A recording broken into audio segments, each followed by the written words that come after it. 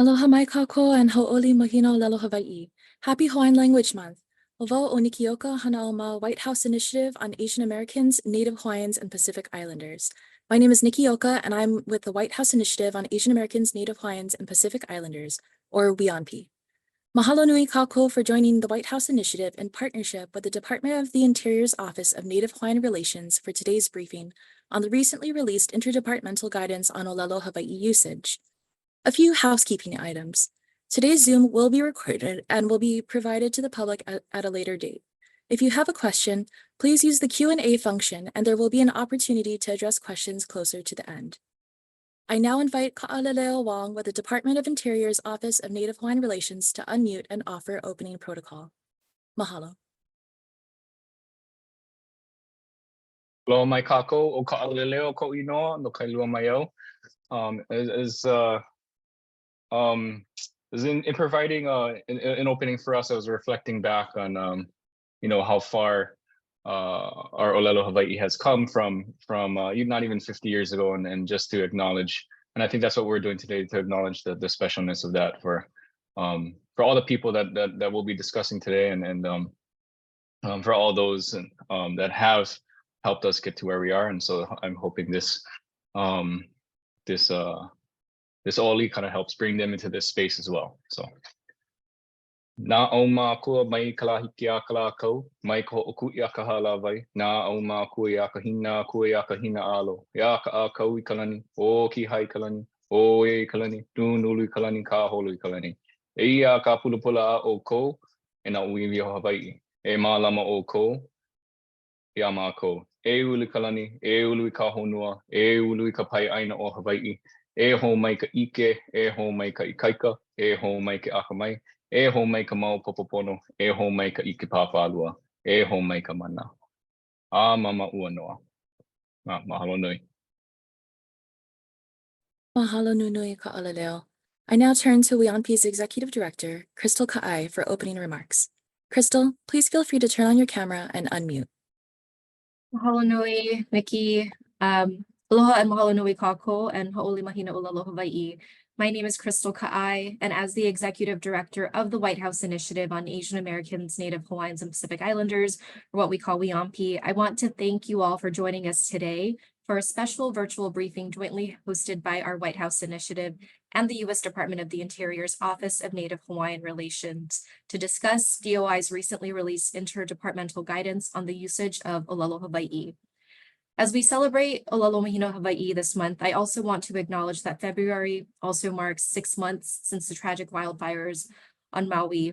And we were just there, several of our White House Initiative staff were there during the Council for Native Hawaiian Advancement Convention in November, and we're able to also tour the burn zone in Lahaina. And I just want to say how much our hearts continue to go out to the people of Maui during this difficult time. And we just want to renew our commitment from the federal government to ensure that everybody knows that the federal government will be there to assist Maui with its recovery efforts for as long as it takes.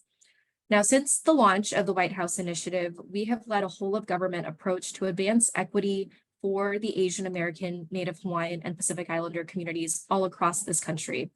And this includes improving federal interagency policymaking, program development, and outreach efforts to diverse communities across the nation, including efforts focused on Native language revitalization and the preservation of Indigenous knowledge. Through our federal interagency working group, WHIAANHPI works to increase language access and preservation for diverse communities to ensure that federal programs and services are available in a multitude of languages. And last year during Mahina ʻŌlelo Hawaiʻi, or Hawaiian Language Month, our initiative co-hosted a virtual listening session with the Native Hawaiian community to receive feedback on the Biden-Harris administration's framework for the 10-year National Plan on Native Language Revitalization. The resilience of the Native Hawaiian community can be seen in the tremendous success we have seen over the past few decades to preserve and revitalize the Hawaiian language, which has often been cited as a model that other Indigenous communities, both in the United States and around the world, turn to as they look to do the same thing. We all know the painful history that many Indigenous peoples have faced at the hands of the federal government and also at the state governments that banned Native language and cultural practices. And in Hawaii, it wasn't until 1986 that the Hawaii State Legislature reversed a 90-year law that banned the use of Hawaiian as a medium of instruction in public schools.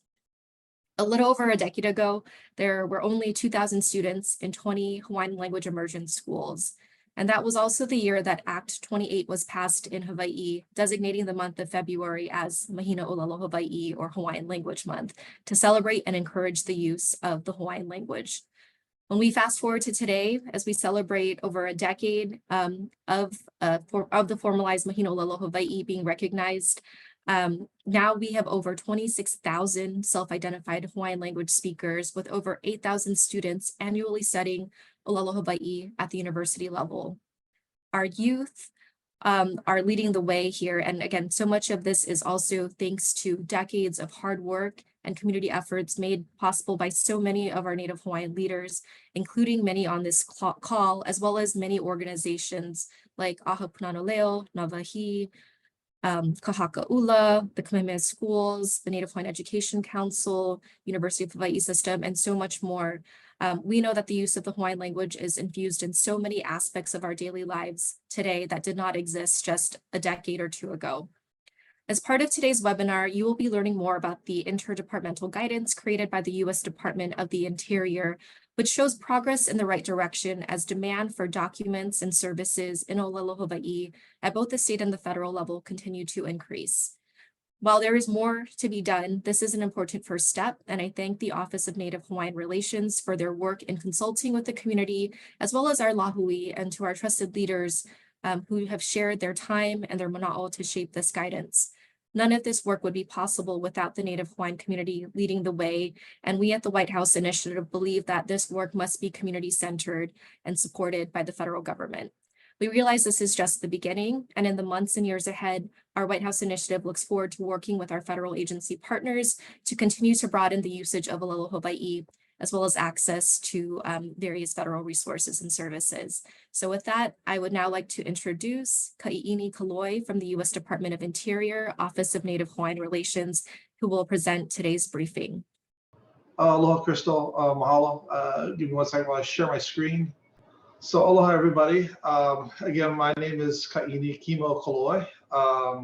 First off, I want to mahalo Nikki and Crystal, along with the rest of the WHIAANHPI White House Initiative, for inviting us here today to discuss the new DOI Departmental Manual chapter on the use of ʻŌlelo Hawaiʻi. I also want to thank those in the Native Hawaiian community who are participating today, especially those who helped with the development of the Departmental Manual. So the need for the guidance really started with, we had Native Hawaiians and other local DOI staff who understood the value of incorporating ʻŌlelo Hawaiʻi into their work.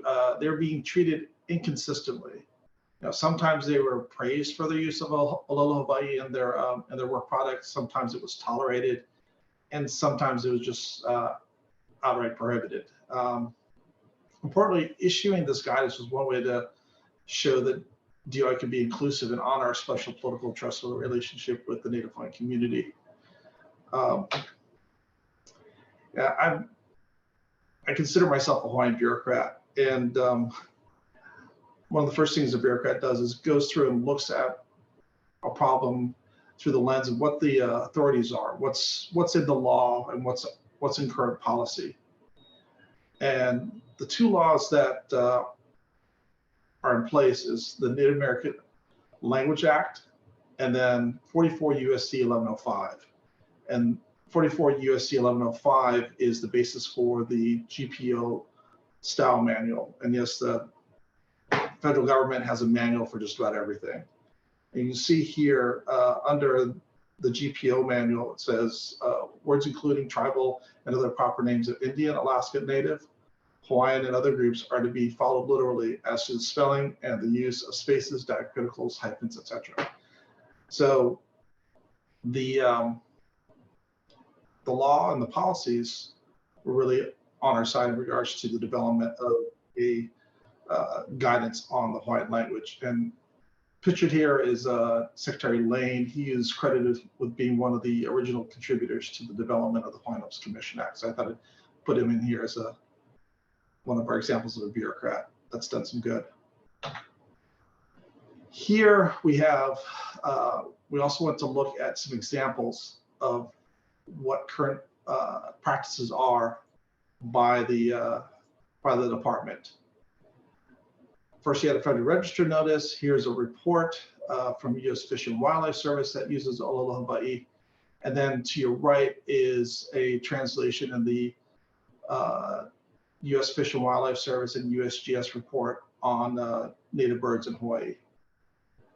All of these use ʻŌlelo Hawaiʻi. The next thing we have is a short video about, or that utilizes ʻŌlelo Hawaiʻi. The efforts of many chiefs who tried. This was put out by the National Park Service. But Kamehameha You'll see the captions. They utilize real ʻŌlelo Hawaiʻi, and it's featured very strongly in this video. This is our.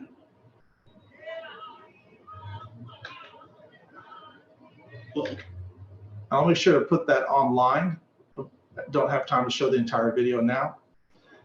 It is a great one though. Here's an example of a placard at Pu'uhonua Ohanauna. This is Pu'ukoholaheo, excuse me. And you'll notice in here, they do not use the diacriticals. Here's a few other examples at the same park. Yeah. So the next thing that we went through and did is looked at what does the state law say.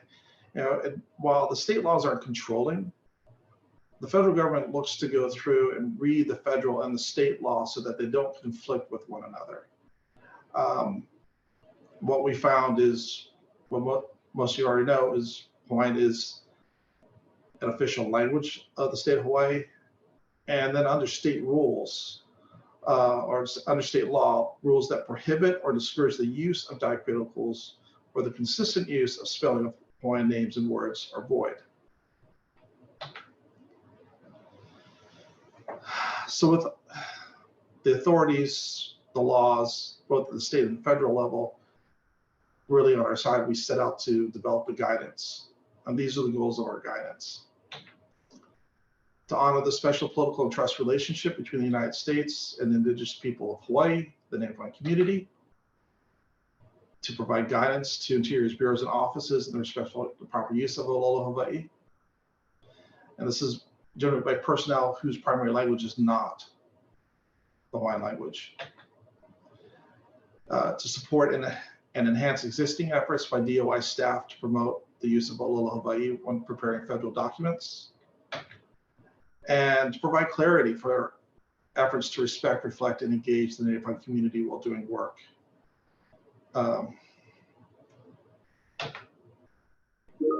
One of the other big questions we get asked is that does this act or does this guidance require anything or bind the Native Hawaiian community? So the short answer is no. The guidance is only for the Department of the Interior employees. Another question we get asked is, what is the departmental manual? It's essentially it's like a stereo equipment instructions. It's the user manual for the 70,000 people who work at the Department of the Interior. It is inward facing. Some of the things that are in the manual are emergency operations, HR, how we manage our national parks and refuges, water resources, etc. What's great about this, though, is that it's accessible to the general public. Anybody can access this document. It's at doi.gov/ellipse, and you don't have to write any of these things down. We'll put this presentation on our website. And here are the few of the dictionaries, databases, and directories that we provide to DOI employees when they're seeking to utilize the Hawaiian language in their work. And thank you. I appreciate WHIAANHPI again for giving us the time to talk a little bit about our guidance. Here is the contact information for our office. So please let us know if you have any questions. Mahalo. Mahalo nui ka'iini and ONHR Office of Native Hawaiian Relations for the presentation. I now want to introduce two community members who many of you are already familiar with and truly need no introduction thanks to their monumental contributions to the revitalization and stewardship of ʻŌlelo Hawaiʻi. Please join me in welcoming Larry Kimura, Professor of Hawaiian Language and Hawaiian Studies at Kahakaʻula o Keʻeliko Lani College of Hawaiian Language at the University of Hawaii at Hilo, and a founding member of Aha Punana Leo. And a huge welcome and mahalo to Keiki Kawaiʻaia, Interim Vice Chancellor for Academic Affairs and former Director of Kahakaʻula o Keʻeliko Lani College of Hawaiian Language, University of Hawaii at Hilo. Kumu Keiki and Kumu Larry will share their mana'o on this interdepartmental guidance, as well as more generally on Mahina ʻŌlelo Hawaiʻi and language revitalization as a whole. Kumu, feel free to come on camera and unmute yourselves. Mahalo for this opportunity to join in on this Mahina ʻŌlelo Hawaiʻi.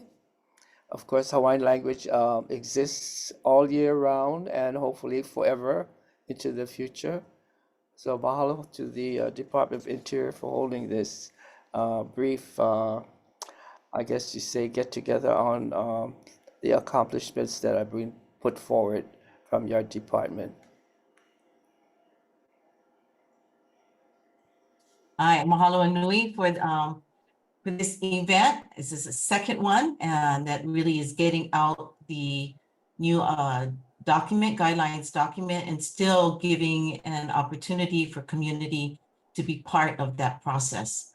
I have a couple comments around these questions, and I just want to say to everybody first, hauʻoli Mahina ʻŌlelo Hawaiʻi, happy Hawaiian Language Month. And it's important for us to have those kind of time to just kind of pause and remember and to celebrate, because Hawaiian language has gone through many challenges from the time that we were a nation, a Hawaiian speaking nation, where all nationalities spoke ʻŌlelo Hawaiʻi in our homes, our communities, in our schools, and our businesses. And many of us know the history of ʻŌlelo Hawaiʻi that led us to, the place where Hawaiian was not spoken in our homes, in our communities, in those places. So those are markers of a diminishing vibrancy. And I think our work around ʻŌlelo Hawaiʻi, and something that we can really celebrate this month, is remembering that part of the goal for advancing ʻŌlelo Hawaiʻi is really taking those intentional actions every day in which we elevate and amplify and fortify the use of ʻŌlelo Hawaiʻi as a living and vibrant language in those places, our homes, our communities, government, and business. And the only way it will continue to be vibrant is by taking those steps and using ʻŌlelo Hawaiʻi everywhere. So the guidance is really an important piece because it takes a step in honoring the place and the role of ʻŌlelo Hawaiʻi.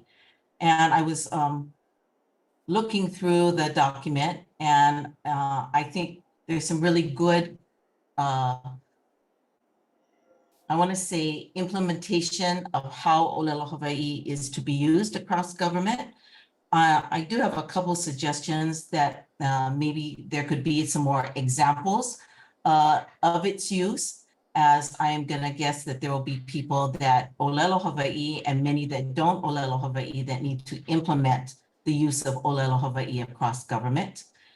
And then the use of the public accessing things like on technology, our signage, to have more resources where they can hear ʻŌlelo Hawaiʻi, remembering there are speakers, and those non-speakers are coming into ʻŌlelo Hawaiʻi from all the various levels of readiness. And technology has come to a place with ʻŌlelo Hawaiʻi that we really can use it as a tool towards advancing and elevating that our goal of ʻŌlelo Hawaiʻi as a vibrant and living language. The last thing I'd like to add, and also say mahalo to all of your work around the guidelines, is just the process of continue to work with community. That was very evident in the guidance, where community stands in some of those determinations of pronunciation and use of ʻŌlelo Hawaiʻi in government work. And then closing, I think as much as we can, government needs to continue to support the work of ʻŌlelo Hawaiʻi that is actually happening in the community, where the whole revitalization of ʻŌlelo Hawaiʻi began as a grassroots attempt to ensure that ʻŌlelo Hawaiʻi is there for today and for tomorrow's generations. And in order to do that, working with those that are up in the front lines that are moving the ʻŌlelo Hawaiʻi in multiple spaces of where we live, work, and play is continuously going to be an important thing. I'm going to hand it off to Larry for a few of his thoughts. Hi, mahalo and Keiki. I will echo exactly what you're saying. I support all of that. And I said earlier, it doesn't take just 1 month of ʻŌlelo Hawaiʻi to be apparent to all of us. And I think as time has proven, our language is coming to be a bit more viable than it used to be. And so we continue to work together with our governments, both locally, state, and of course nationally, and look to such entities as examples or reflections of what is occurring in our own community as far as bringing our language, Hawaiian language, back to what we can call on a move to become viable. It's not there now. I mean, we can count the last of our native speakers on probably 2 of our fingers here, outside of the rapidly declining number on that little population from the island of Niihau now for over 40 years into mainstream mainly on the neighboring island of Kauai. They are doing as much as they can, and but still it's a big uphill battle with the Hawaiian now being, of course, a small endangered minority language in its homeland, where at one time it was the main language.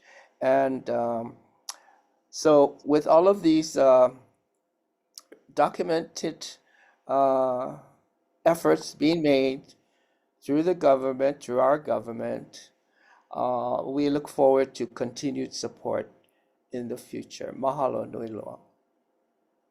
I would just like to close with one additional thought around ʻŌlelo Hawaiʻi. And we still, as Larry said, we've gone a long ways, but we still have a long ways to go. And as part of that is ensuring that we still have our repositories and the knowledge that has been preserved in different ways in different places that we have use for them. And as I'm looking through the guidance, some of the examples would be like place names. And in implementing that, we still have some traces of resources that are still living. And we still have a dearth of written language that is there, but that all has to be preserved in a way that we can utilize it. And so I think continued support from multitude of places, including our government, would be really helpful, because the ability to do that also means that we also have more access to bring that out to the public and to use ʻŌlelo Hawaiʻi in the right places that it needs to be used, that still respect and reflect the communities where ʻŌlelo Hawaiʻi has been spoken. Mahalo. Mahalo Palena Ole for your contributions and for that mana'o kumu. We now have some time left for a short Q&A, so I'm going to invite my colleagues from the Office of Native Hawaiian Relations to come back on screen. We've already received a handful of questions, and let me take a look really quick. So this first one, Kimo, could you come on screen, please? Thank you. So this first question is for the Office of Native Hawaiian Relations. It asks, what organizations or entities will be required to follow the department's ʻŌlelo Hawaiʻi policy specifically? So this is actually a guidance. So there's not a full requirement. It will just be the Department of the Interior. So National Park Service, U.S. Fish and Wildlife Service, U.S. Geological Survey. Those are the and the Office of the Secretary. Those are the offices and agencies that will need to follow the guidance. This does not apply to other departments. We are in discussions with other agencies about following this guidance, but nothing has been shored up yet. As a quick follow-up question to that, is there anything that our community who's listening in on the line can do to support those efforts or help to encourage federal agencies to adopt these guidances? Yes, I think if you're working with a federal agency on a project and they start having questions about using ʻŌlelo Hawaii, you can point to our guidance and say, hey, look at what the Department of the Interior is doing. You can use Hawaiian language in federal documents. We have 2 laws. We have a state law, 2 state laws that go through and say, this is the proper usage of the Hawaiian language. So just let them know. I think you have a lot of good people in federal government. They just want to do the right thing. And they're also looking for, backing for why they should do the right thing as well. Got it. Mahalo. It shouldn't be a hard sell. We have another question in that's for Kahakaula Kumu. And you folks already kind of spoke a little to this, but I guess if you have anything to add, it says, this year we celebrate over a decade of official Mahina ʻŌlelo Hawaiʻi, but you've both been involved with Hawaiian language revitalization for decades. What do you see as the future of ʻŌlelo Hawaiʻi? I see the future of ʻŌlelo Hawaiʻi continuing through the thrust that has been going on since I'll just say the start of Hawaiian medium education, and that our governments, namely our Department of Education, our state government and federal, should make it clear that it is not immersion, although it has a likeness to immersion education. There is such a program called language immersion education. We are trying to insist that it is indigenous medium education in our own language, and I'm proud to say that Hawaii is the first state, probably the only, that has gone this far in using our indigenous language as the medium of educating from infant toddler age all the way through secondary education. Of course, this is including the preschool, the early childhood education, the primary, secondary, and now all the way up to tertiary with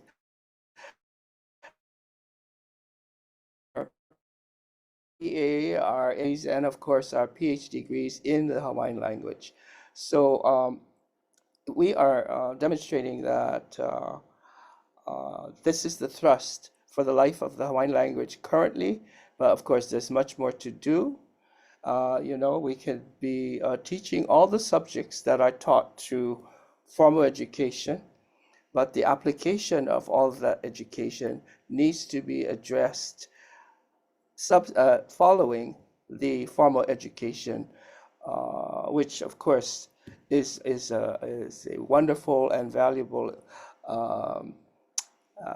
quality to have to assist us in bringing our language back to life for today's time. We need to live our language for today and not for just what has occurred before.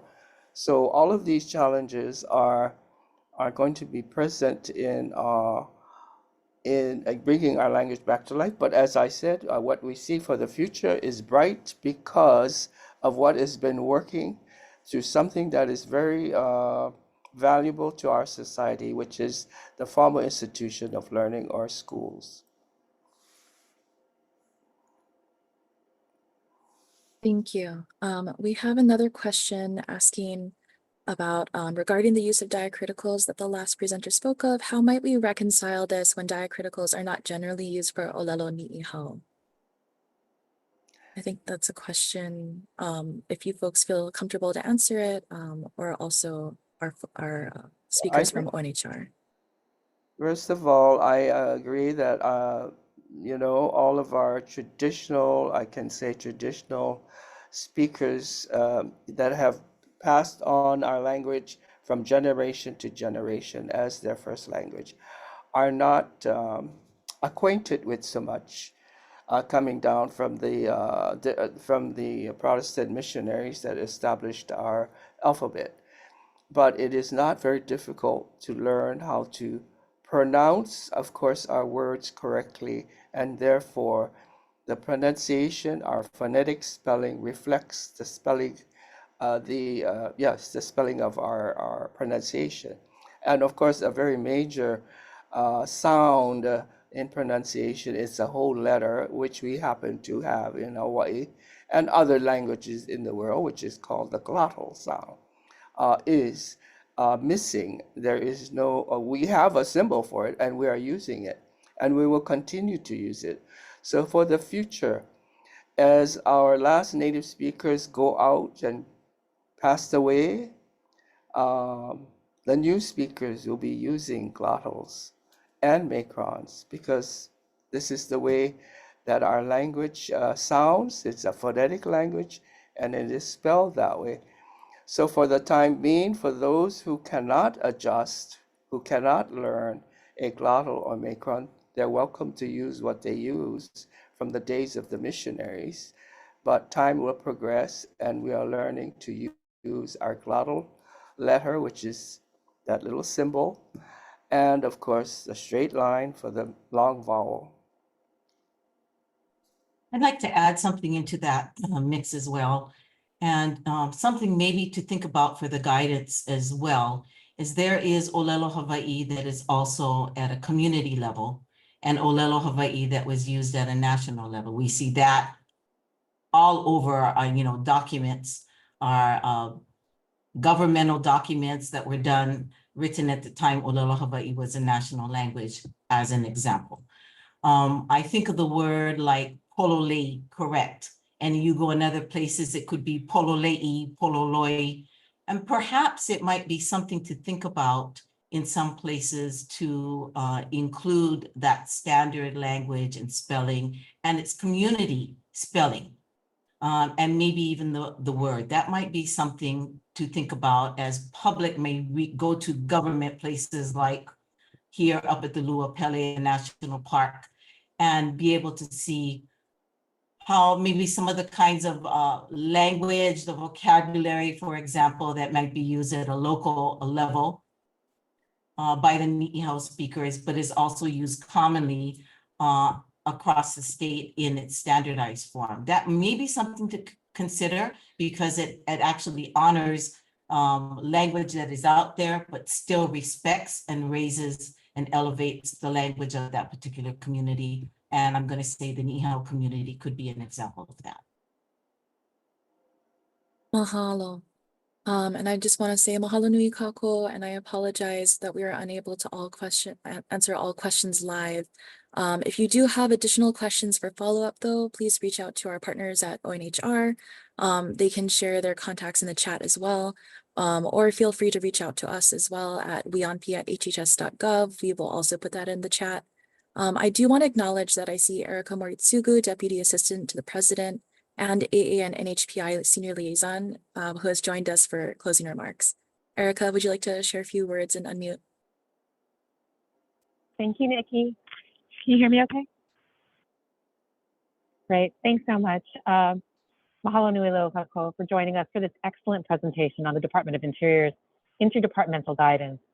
As we commemorate a decade of Mahina ʻŌlelo Hawaiʻi, we also celebrate the countless Hawaiian language advocates, speakers, and community leaders who gave their time, mana'o, and feedback to shape this guidance. From the establishment of Aho Punana Leo, the language nest preschools formed over 40 years ago by Hawaiian language educators, to those same educators successfully listing a 90-year ban on teaching in Hawaiian in public and private schools across Hawaii, to the proliferation of Hawaiian language today by all generations, we celebrate the Hawaiian language community.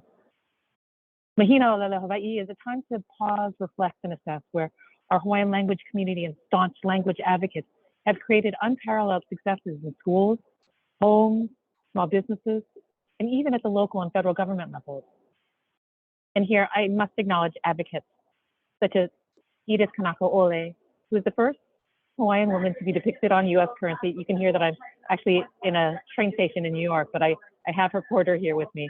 And because it's her music, hula, and legacy that's greatly influenced generations of Hawaiians. And her ohana established a foundation in her name in 1990 to promote Hawaiian culture, language, and worldview. We also acknowledge that the work here is not finished. While this guidance is internal facing, there's more to be done in order to create meaningful usage across all levels of government. E holo mua pūhako. I look forward to making progress together. And a heartfelt mahalo to the countless Native Hawaiian community and language advocates whose time and expertise in forms of guidance, including Ahakunano Leo, Nawaihi, Kahakaula, Native Hawaiian Education Council, Kanaiokana, Kamehameha Schools, the Office of Hawaiian Education, University of Hawaii College of Education, and the Legislative Hui. Mahalo again to our colleagues at the Department of Interior's Office of Native Hawaiian Relations and Secretary of the Interior, Deb Holland, and a big mahalo to Crystal and Nikki and our WHIAANHPI ohana for continuing to weave together community and federal opportunities in meaningful ways. So on behalf of the White House, thank you for allowing me to share this space with you today, and happy Hawaiian Language Month. Mahalo nui, Erica. We are out of time, but I just want to mahalo everyone who participated and those in attendance. On behalf of WHIAANHPI, we wish you all a happy Hawaiian Language Month. Aloha and a hui hou.